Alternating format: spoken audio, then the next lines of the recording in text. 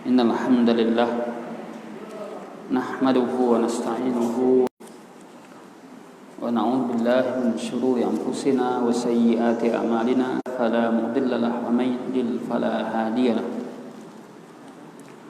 Asyhadu an la ilaha illallah wahdahu la syarika lahu abduhu wa rasuluhu la nabiyya ba'd. Allahumma salli wa sallim ala nabiyyina Muhammad wa man tabi'ahum bi ihsan ila yaumiddin, amma ba'd. Bapak Ibu yang dirahmati dan dimuliakan Allah Subhanahu wa taala, kembali kita ungkapkan syukur kita kepada Allah. Pada malam hari Allah Subhanahu wa taala masih memberikan mendengarkan pengajian dan bangka untuk menambah ilmu kita, menambah bekal kita. Nah, kita disuruh oleh Allah selalu untuk menambah bekal.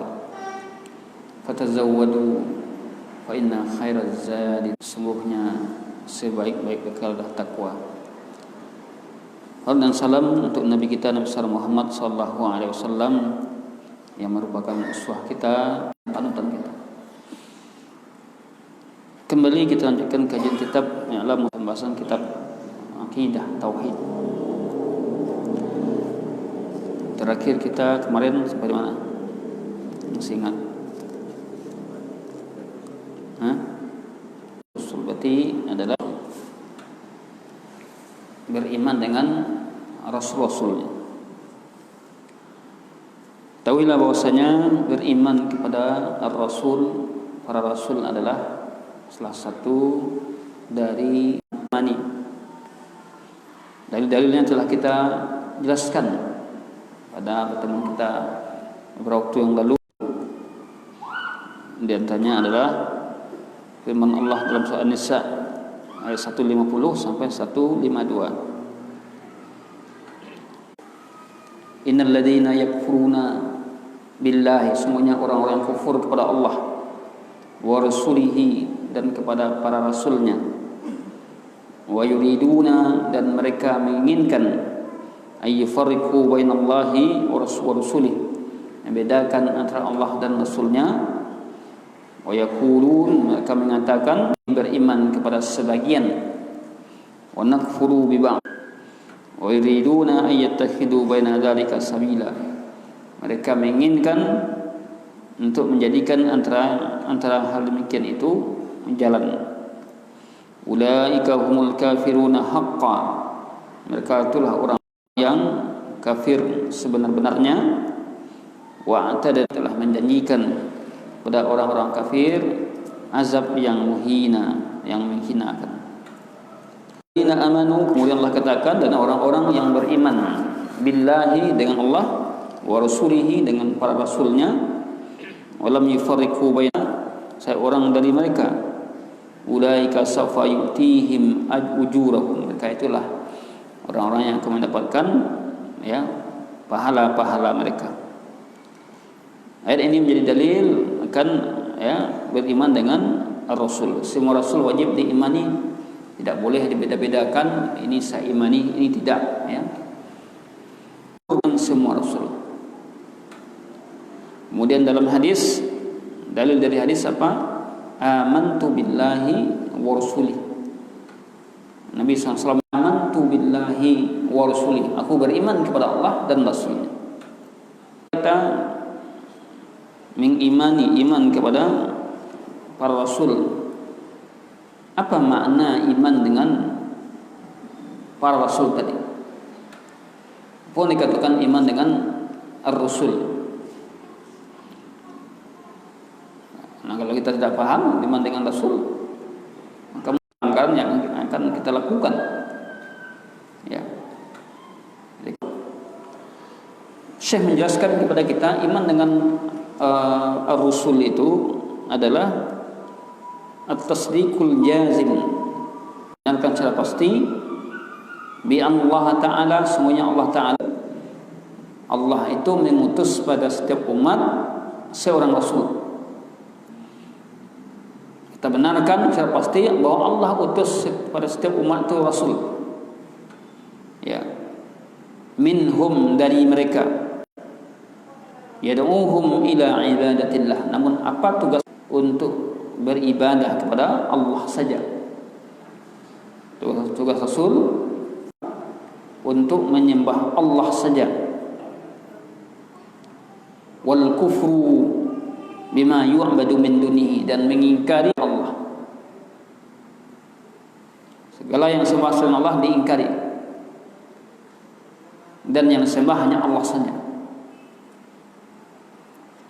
Wa anna jami'ahum shadiquna, sesungguhnya semua mereka itu shadiqun, benar. Para rasul itu semua mereka adalah benar, tidak ada yang dusta, tidak ada. Karena rasul itu adalah manusia pilihan yang Allah pilih. Maka rasul itu adalah barun, yang berbuat baik, rasyidun, rasyid, ya, memberi petunjuk.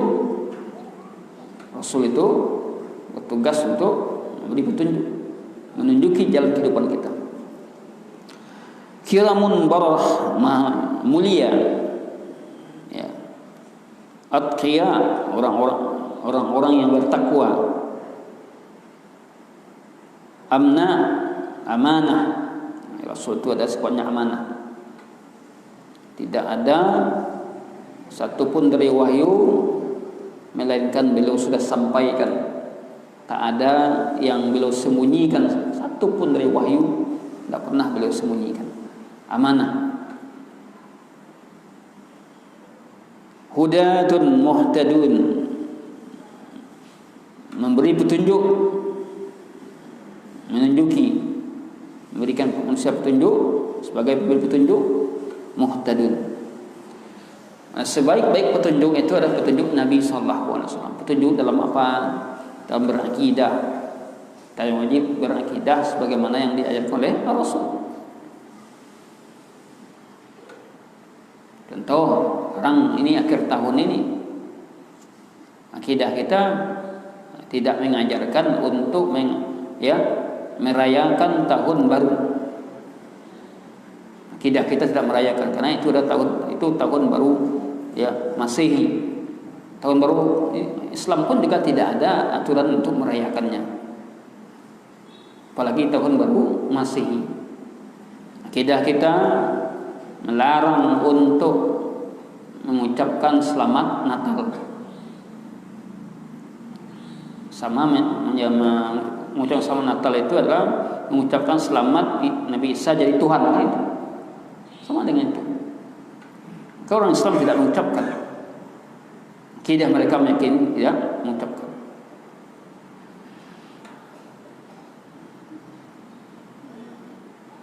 Jadi kembali kita kepada makna tadi,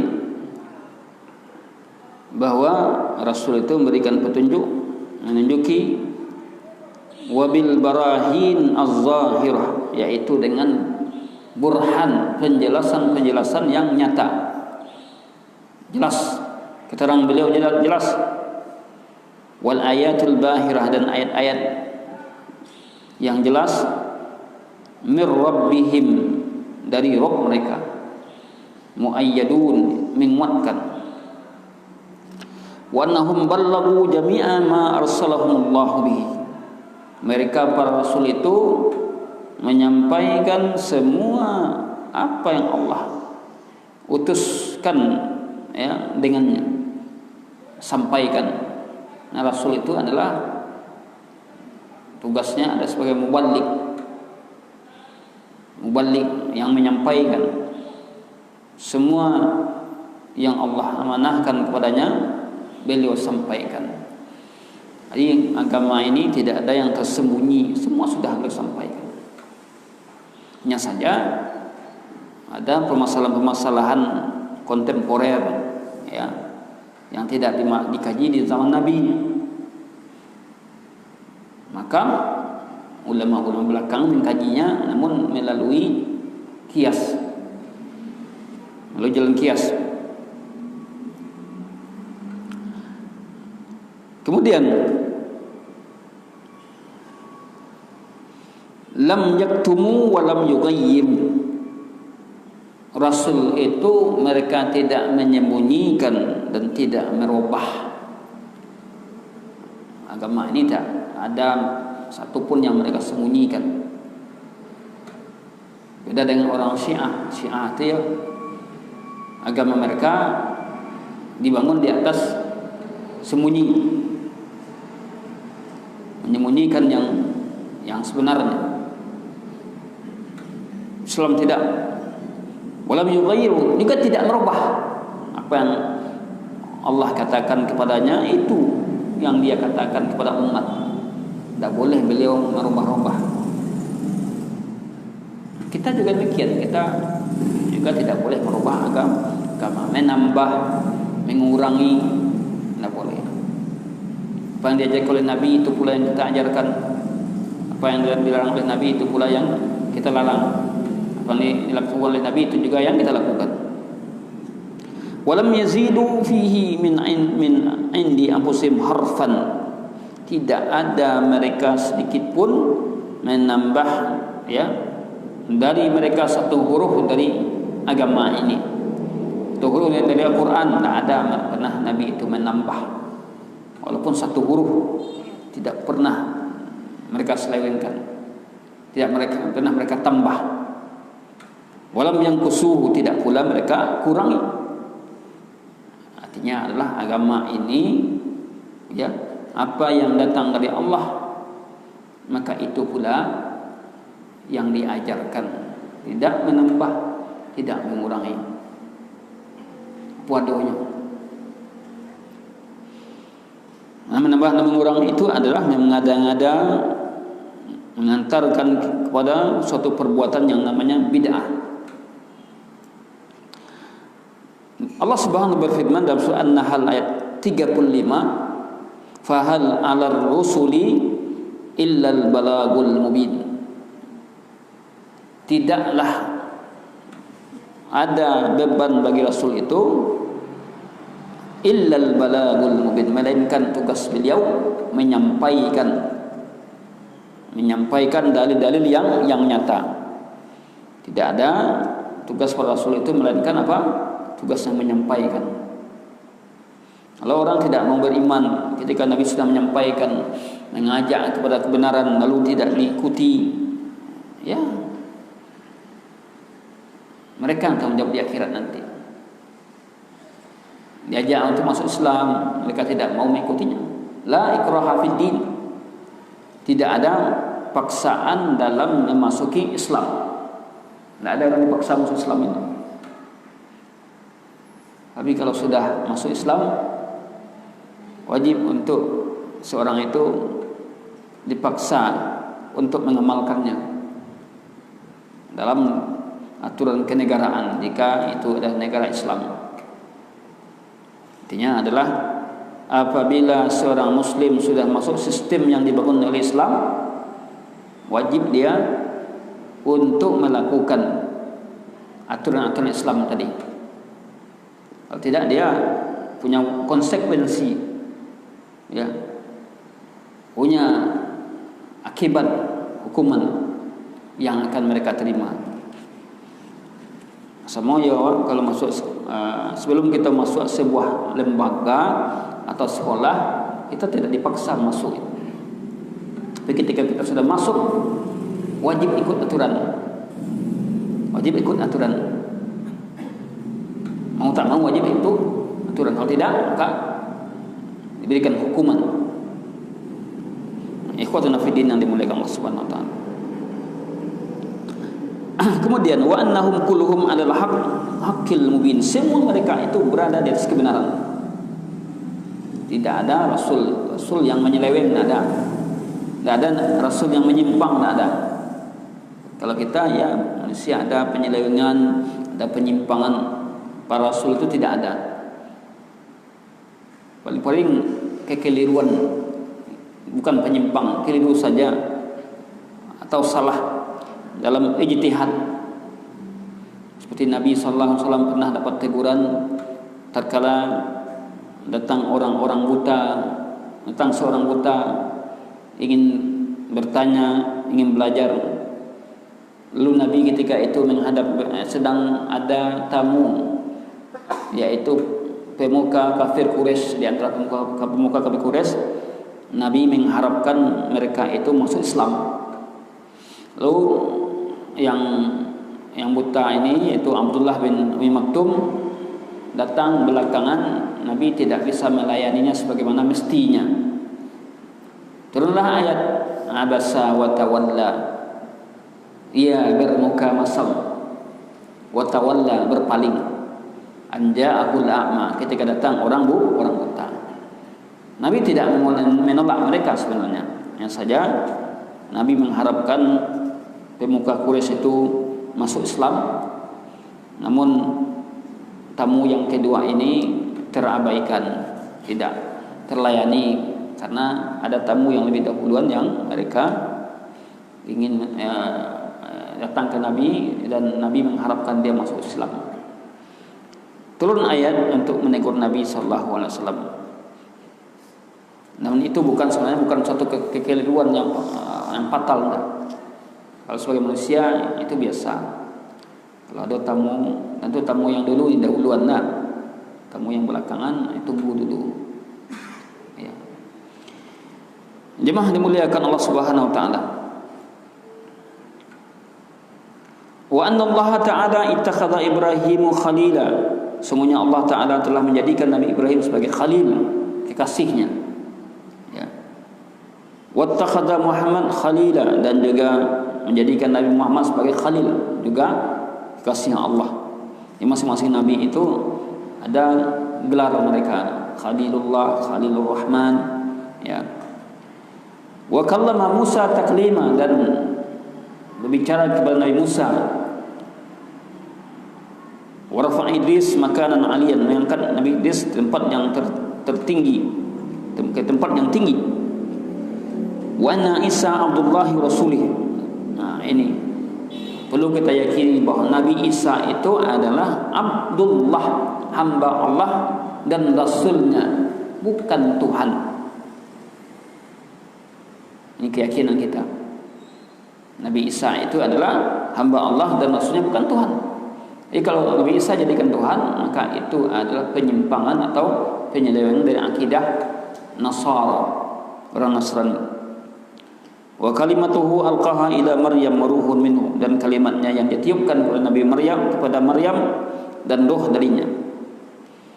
Wa anallaha faddala ba'dahum ala ba'din, bahwa Allah itu memberikan kelebihan sebagai mereka atas sebagian yang lain. Allah beri kelebihan. Masing-masing Nabi itu punya keutamaan-keutamaan yang berbeda. Ya. Wa rafa'a ba'dahum, dan Allah angkat sebagian atas sebagian yang lain. Berikutnya adalah setelah kita menjelaskan tentang makna iman dengan Rasul, dengan uraian-uraian dan cakupan-cakupannya, maka masuk kita kepada, ya, apakah ittafaqat da'wat Rasul, bahwa apakah dakwah para rasul itu ada kesepakatan dalam perkara perintah dan larangan. Apakah dakwah para rasul itu terjadi kesepakatan dalam perintah-perintah dan larangan? Ya. Nah, kita tahu bahwa rasul-rasul itu adalah manusia pilihan dari Allah. Namun mereka semua apakah mereka sepakat dalam perintah dan larangan?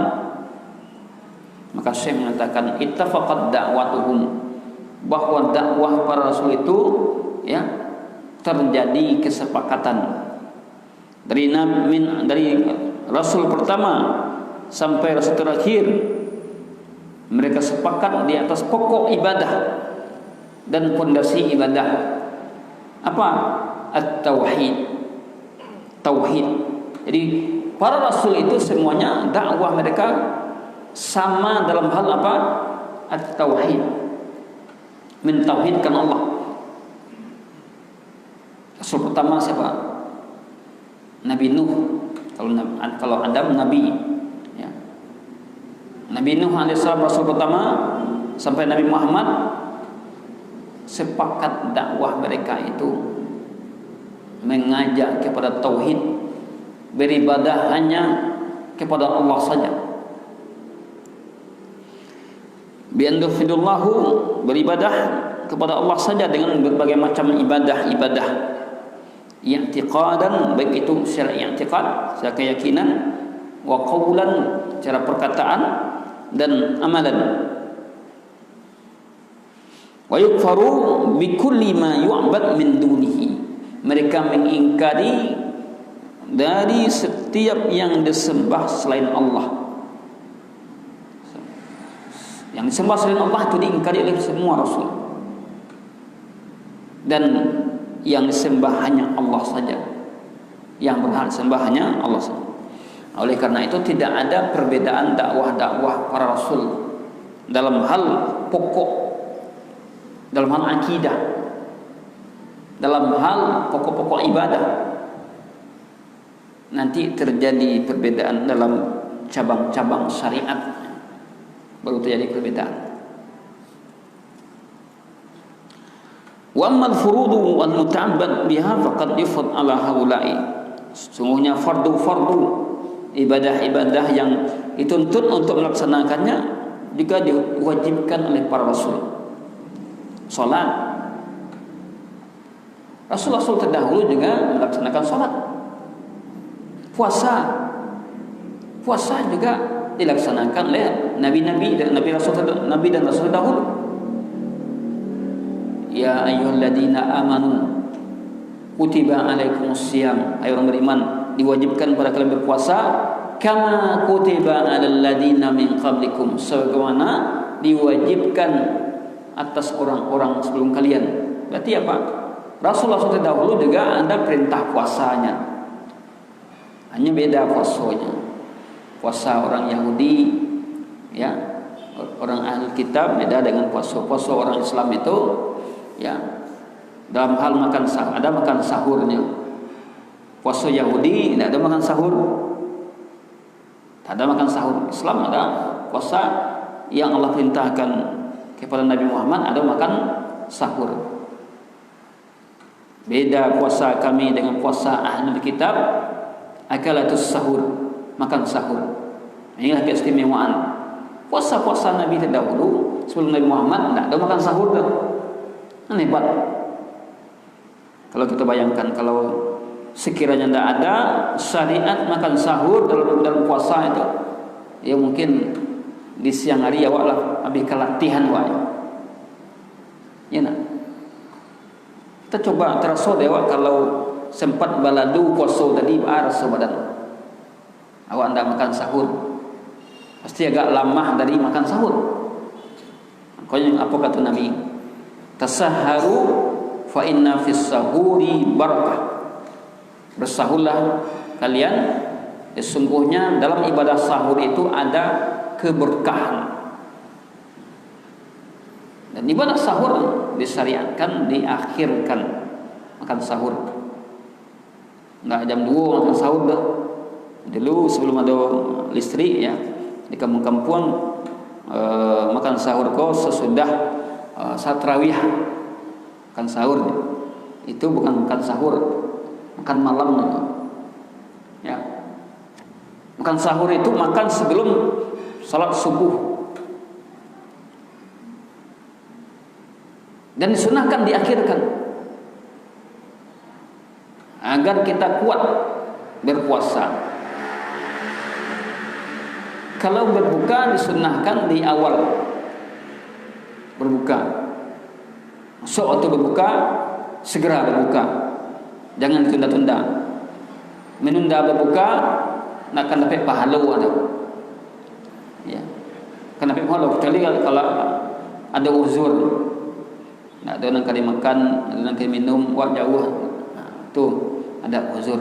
Tapi kalau tidak ada uzur, kalau sudah datang masa waktu berbuka, berbukalah.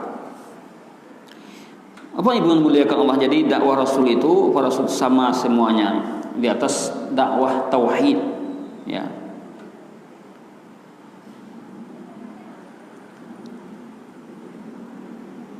Wa yuharrimu ala haula'i ma yahillu lil akhirin. Ada juga yang diharamkan atas sebagian rasul, sebagian lain dihalalkan.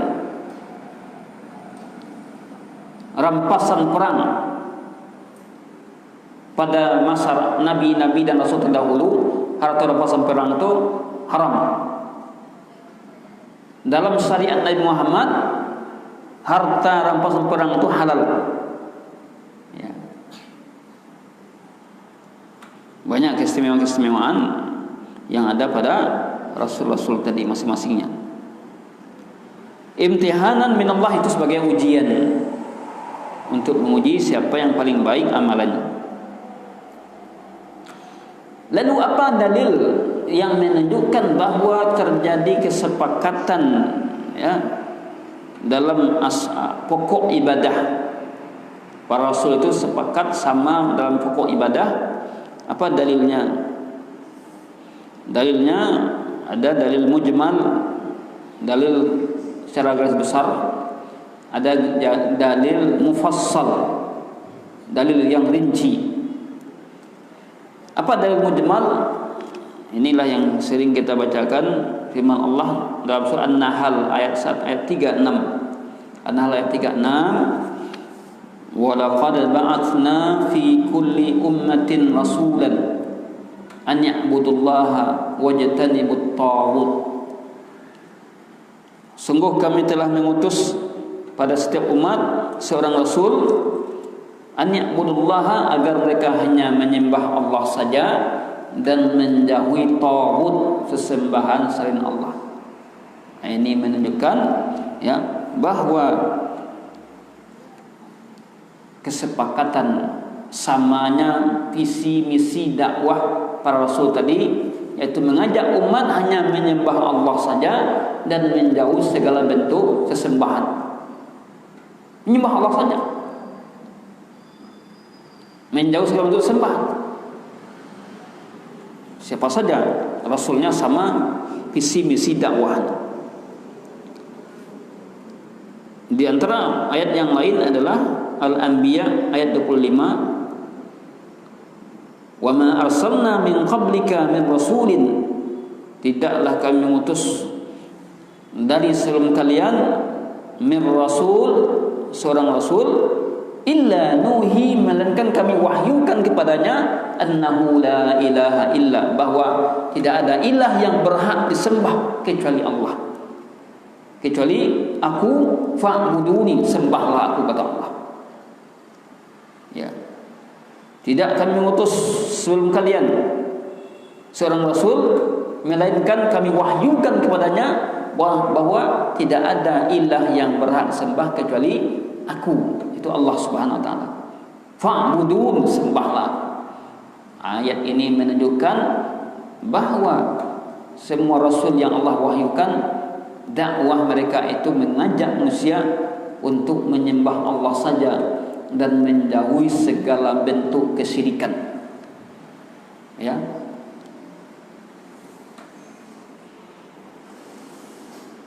Banyak lagi ayat yang lain di surat Az-Zukhruf ayat 45.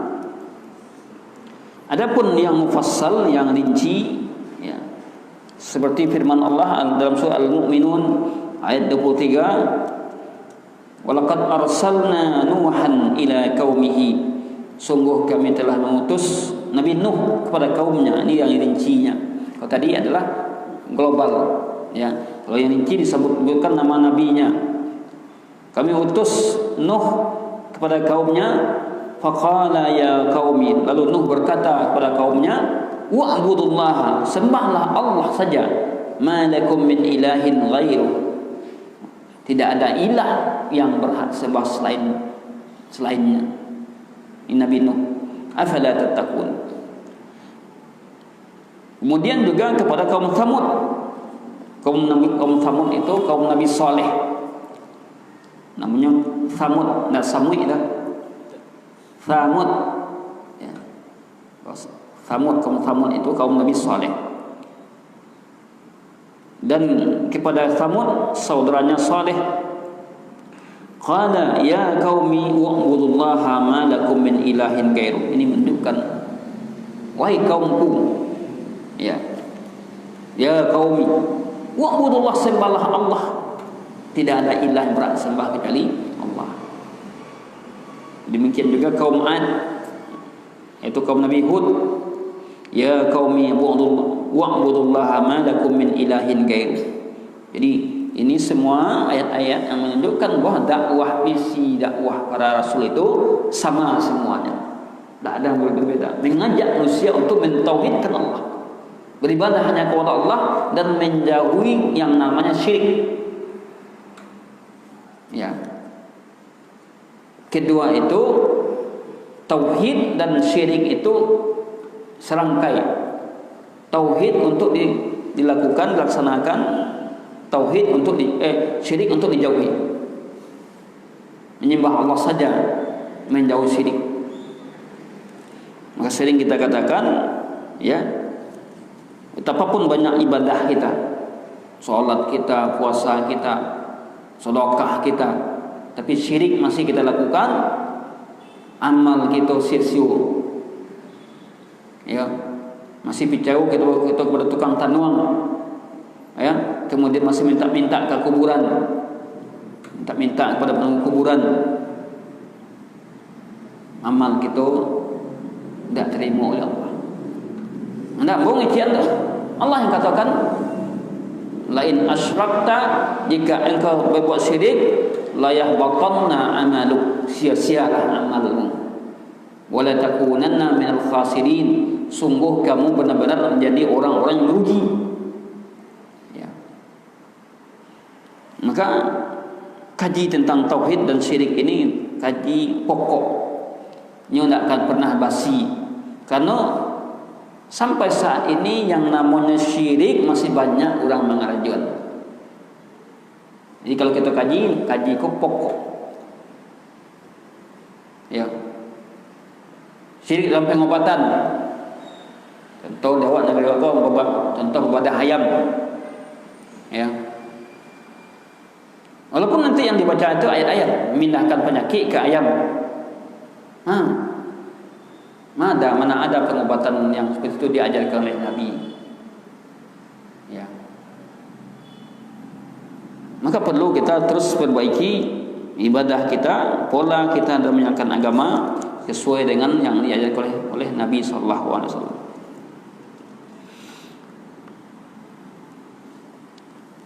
Kemudian, ma dalilu ikhtilafu syara'ihim fi furu'iha minal halal wal haram.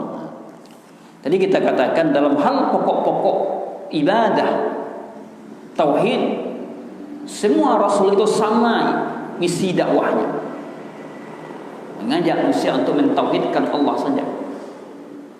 Mulai dari Nabi Nuh, ya, Nabi Ibrahim dan nabi-nabi lainnya, dakwah mereka itu adalah tauhid. Apa yang berbeda? Syariatnya, cabang-cabang syariat tidak sama. Cabang-cabang syariatnya tidak sama. Ma dalil, kemudian apa dalil yang menunjukkan perbedaan syariat mereka dalam hal furu' cabang halal dan haram? Di antara dalilnya adalah firman Allah surah Al-Maidah ayat 48. Al-Maidah ayat 48. Likullin ja'alna minkum syir'atan wa minhaja. Untuk tiap-tiap rasul itu kami jadikan di antara kalian syir'ah. Syir'ah itu jalan. Wa minhajan. Minhajan itu sunnah. Masing-masing mereka itu ada syariat-syariatnya, ada jalan-jalannya, ada sunnahnya. Walau sya'allahu la ja'alakum ummatan wahidah. Jika Allah menghendaki, Allah akan jadikan kalian itu satu umat. Walakin akan tetapi liyabluwakum fima atakum. Allah ingin menguji kalian terhadap apa yang Ia datangkan kepada kalian. Fastabiqul khairat, berlomba-lombalah kepada kebaikan. Allah mau saja menjadikan semua manusia ini satu umat, satu nabi aja semuanya sejak dahulu. Akan tetapi Allah ingin menguji di antara umat-umat tadi, siapa yang betul-betul beriman, siapa yang tidak. Maka kita bisa melihat umat-umat Rasul, Nabi dan Rasul itu, ya, ada yang hanya diikuti oleh 3 orang umatnya. Ada 5 orang, ada yang banyak, ada yang sedikit. Itu sebagai ujian. Sebagai ujian. Umat Nabi Muhammad sebagai Nabi akhir zaman, banyak umat. Tapi umat di akhir zaman ini belum tentu jadi umat yang berkualitas. Walaupun yang banyak, tapi kalau banyak sama yubuih di lautan, maka jadi sia-sia, tidak punya kekuatan. Kita sebagai seorang muslim, hendaklah orang muslim yang kuat akidah, ibadah, muamalah.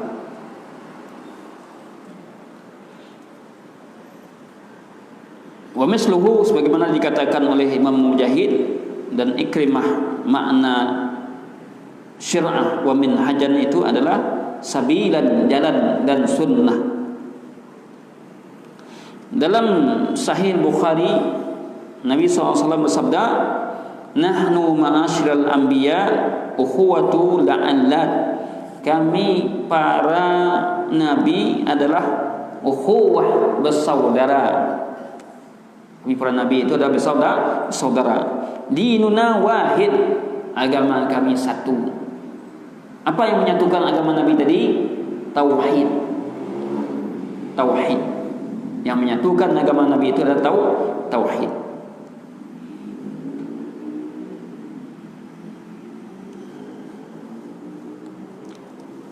Wallahu a'lam bishawab. Kiranya ada pertanyaan, kita buka soal jawab ya. Dari sisa waktu yang ada, masuk waktu.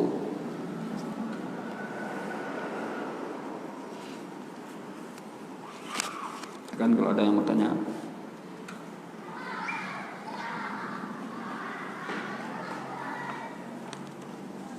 Oh, nah, ada yang tanya, boleh bertanya oleh.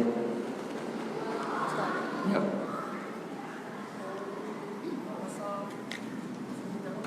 Ya, seminang enggak? Orang luar. Waalaikumsalam.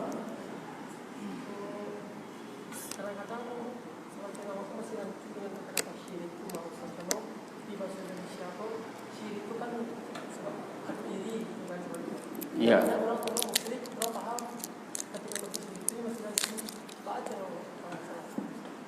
Ya, bagus pertanyaannya. Kita ya, syirik itu bahasa Arab atau bahasa awak? Asalnya bahasa Arab. Jangan kita mengambil istilah bahasa itu dengan memaknai dalam bahasa Indonesia. Ya. Kalau syirik, kalau sebagian makna syirik dalam bahasa Indonesia, ya ini. Kalau kita lah bicara tentang syirik, maka makna syirik itu syirik mempersekutukan Allah. Ya. Jadi bahasa, kalau suatu bahasa, kalau sudah bahasa syariat yang dari bahasa Arab tadi, maka pakailah istilah bahasa Arab, maknai dengan makna bahasa Arab, kembalikan kepada makna aslinya. Karena kini istilah bahasa Arab itulah dikembangkan sehingga hilang aslinya. Contoh silaturahim, kakawan lah di nama orang kini nama mau ke silaturahim kakawan lewat tua tu. Silaturahim itu hubungan, menjalin hubungan rahim, kekeluargaan. Di mana saja wajah lihat dalam kitab-kitab fikih, kitab-kitab hadis, yang nama silaturahim itu tidak ada kekawan. Yang nama silaturahim itu tidak ada ke tetangga, kecuali kalau kerabat. Silaturahim itu ada menjalin hubungan kekerabatan. Baku itu adalah menjadi bahasa Indonesia silaturahim tadi. Maka jangan kita pakai bahasa Indonesia dalam menjalankan agama kok. Artinya adalah istilah syariat yang di bahasa Indonesia kan itu supaya nyojaleh balian ke bahasa aslinya, bahasa Arab. Nah, itu gunanya kita belajar bahasa Arab. Karena agama ini tidak akan kita pahami kalau hanya mencari buku terjemahan. Ya. Tidak akan bisa orang itu jadi alim kalau tidak bisa bahasa Arab. Yuk, inilah banyak terjemahan banyak, tapi terjemahan itu gunanya hanya membantu. Ya, karena kadang-kadang terjemahan juga ada yang keliru, ada yang salah. Jadi tadi mengenai istilah tadi itu, syirik yang kita maksud kalau Allah bicara tentang agama, maka makna syirik itu adalah mempersekutukan Allah. Kalau syirik tadi kamu syirik berarti iri, bukan itu yang dimaksud dalam syirik. Kalau bicara tentang akidah, makna syirik itu bukan iri lagi, tapi adalah mensekutukan Allah. Tapi kalau bahasa Indonesia, sebahagian makna syirik itu dalam bahasa Indonesia dia iri. Namun yang kita pakai bukan bahasa Indonesia, tapi istilah aslinya dalam bahasa Arab. Ya. Sama dengan sholat. Sholat itu dalam istilah bahasa doa. Tapi di kata-kata sholat kok sudah merupakan istilah syarat. Maknanya apa? Beberapa perkataan dan perbuatan yang dimulai dengan takbir, diakhiri dengan salam, itu yang sholat. Jadi kalau awal lah hujan, mari sholat lah. Maknanya bukan mari berdoa lah. Karena istilah bahasa memang sholat itu berdoa, tapi karena sudah pindah ke bahasa asli istilah syarak, maka kalau awak mengatakan sholat bukan berdoa lagi makna sholat tadi, tapi adalah perbuatan yang dimulai dari takbiratul ihram, rangkaian berikutnya diakhiri dengan apa? Dengan salam. Jadi itu. Jadi kalau ada orang yang ingin merusak agama ini dengan apa? Dengan bahasa, dipakai bahasa Indonesia, yang jelas adalah keliru dan salah. Kembalikan istilah agama ke dalam bahasa Arabnya, sehingga murnilah maknanya tadi, murni maknanya. Wallahu a'lam bishawab.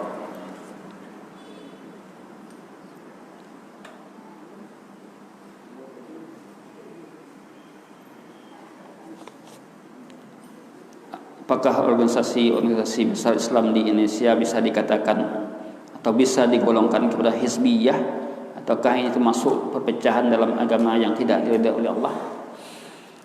Berorganisasi boleh saja, akan tetapi organisasi itu dibolehkan dalam rangkaian sebagai wasilah untuk kontrol, ya, apakah ada organisasi tertentu, ya. Namun tidak boleh fanatik terhadap organisasi, karena kebenaran itu bukan pada organisasi tadi. Kebenaran itu ada Al-Quran dan Sunnah. Kalau dalam organisasi tadi ada yang menyimpang, ya tidak dipakai. Jadi kan organisasi itu wasilah. Memang ada sebagian orang nggak suka berorganisasi, ya, karena kadang-kadang fanatik ke organisasi tadi. Namun kalau yang dimaksud organisasi itu sebuah lembaga untuk mengatur, ya, sesuatu, maka itu boleh. Hanya saja tentu aturan-aturan organisasi tadi tidak boleh menyimpang dari aturan agama, ya. Menjadikan perkataan pimpinan organisasi segala-galanya. Kalau ketua mengatakan seperti itu semuanya betul, Anda. Karena kebenaran itu adalah apa yang dikatakan oleh Allah dan Rasulnya. Kullu kalamin yukhadu wa yutrak. Setiap perkataan bisa diambil dan bisa ditolak, kecuali perkataan Nabi Sallallahu Alaihi Wasallam. Jadi organisasi besar, organisasi bisa juga organisasi itu sebagai hizbiyah, kelompok-kelompok, ya, sekte-sekte. Jika mereka lebih loyal pada organisasinya dibandingkan dengan, ya, Al-Quran dan Sunnah. Wallahu a'lam bishawab. Silakan kalau ada pertanyaan yang lain.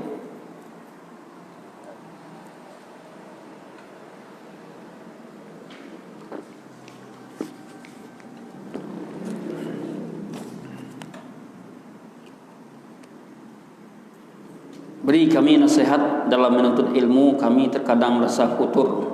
Futur itu istilah agama.